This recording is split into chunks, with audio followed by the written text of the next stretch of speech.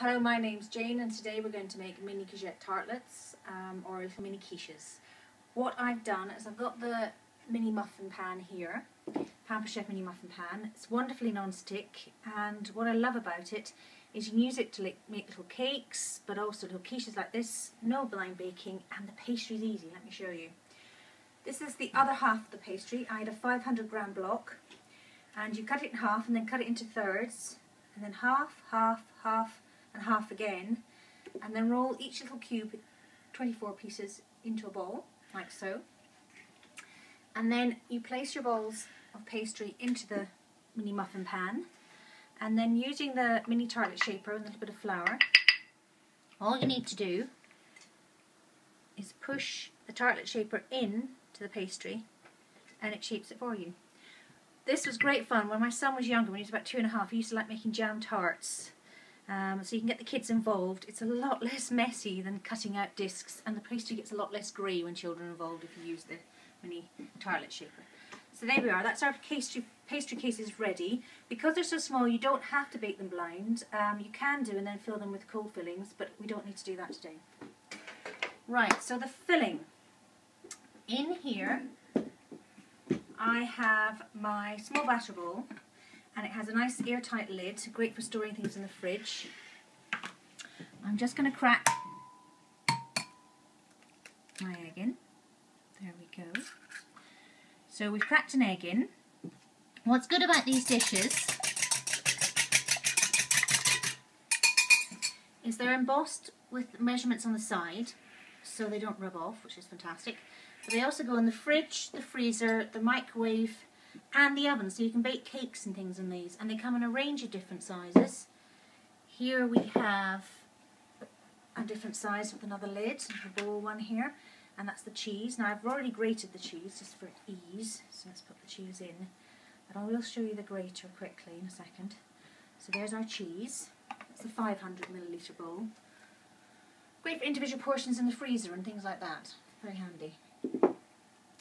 And then, if I get the grater, what I will do is I will use the grater for the courgette and show you that. So here we are.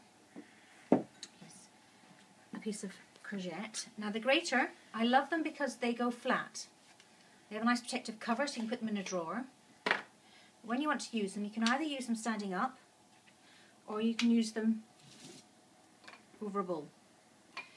What they've recently brought out is actually a little hopper, which is great for protecting your fingers if you're grating.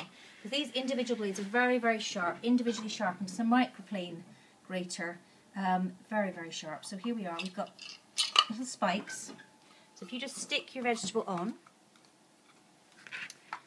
put it into the hopper, there we go. And then the hopper fits on the end here. And what I love is you just do this. And there's absolutely no risk of you cutting yourself. And then the back here, it's very easy to scrape out the extra. Let's put that out the way. And I'm using today the flexible cutting mats that come in a set of 3, which are great if you do a lot of chopping, or if you're out on a picnic, or actually great for kids if they're working with Play-Doh and things. Really handy having their own little mat to work on so they don't cut your table. But I particularly like the fact that you can pick them up and bend them. They also go in the dishwasher, so you just chuck them in the dishwasher at the end, which is fantastic. Right, so we've done some of the courgette that way, and grated. It's a lovely grater, as you can see. But I wanted to show you one of the new things that I have, the manual food processor. Now, I'm quite attached to this now. It sits on my work surface, because it doesn't take up much room. It can sit beside the toaster. Unlike a big one, it would just clutter up the work surfaces. This is nice and small. It doesn't have a hole in the centre, so you don't lose down the centre, which is really handy. It has measurements on the side, so if you're doing sauces or hummus and things like that, you can know how much oil you've added in, etc, etc. Great for hummus, salsa. My daughter makes guacamole in this because she loves guacamole. But what we'll do is we'll put the courgette chunks in, and we'll put the shallots in. And then with this, you just use the handle and pump it up and down, and the blades go round as you go. And the more you do it, the finer it gets. There we go. It is very easy nicely. Great, like I say, for salads and things like that. And the less you use the handle, the chunkier your vegetables will be. So you can do your onions and then put your tomatoes in and leave them nice and chunky. So there we go. I then mix this into here, laid out. The fact that it doesn't have a hole as well, you can actually, when it's family, I tend to just leave the guacamole or whatever I've made, salsa or hummus, in here and put it on the table. Not the prettiest of bowls, but it's more than practical. There we go, so that's everything in there. Leave that in, keep it safe. Now, garlic press. Does anyone, oh, I can't ask because you're not here, it's the video, sorry. The garlic press. I love my garlic press. I know quite a few of my customers have the garlic press. What I love about it is you don't need to peel the garlic. You just put the whole clove in, like so. And then it comes with a handy little tool inside the handle. So you can just scrape off the garlic. And then you can scoop out the skin that's left. There we go. Put that in there. The other really good thing about it is because it has these little bristles here as well, you can clear out the holes so you won't have a clogged up garlic press the next time you come to use it.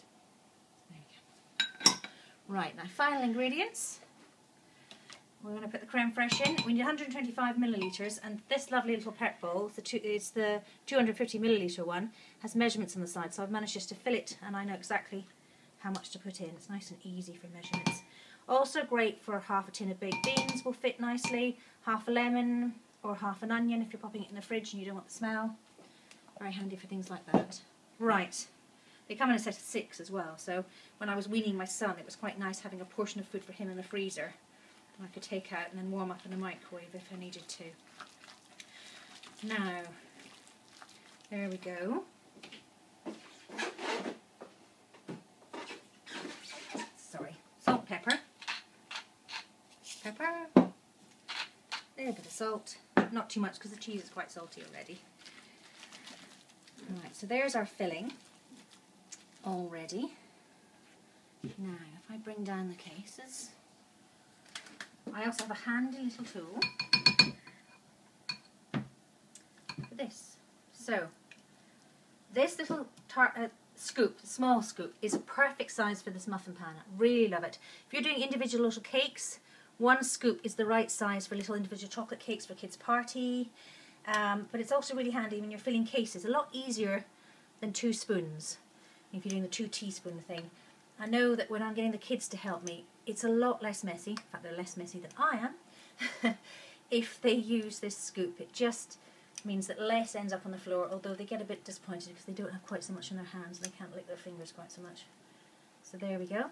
So then that's all we need to do. We'll fill these in and then it goes in the oven at 180 or 160 for a good quality fan oven for about 20 minutes. Check them after 15 and have a quick look. You just want to make sure the pastry's cooked through and that you've got a nice golden cheesy top to your little tartlets. And there you go. Perfect for pre-dinner drinks or generally having 3 or 4 of them with a nice salad for lunch. It's quite nice. So thank you very much and I'll show you when they're finished.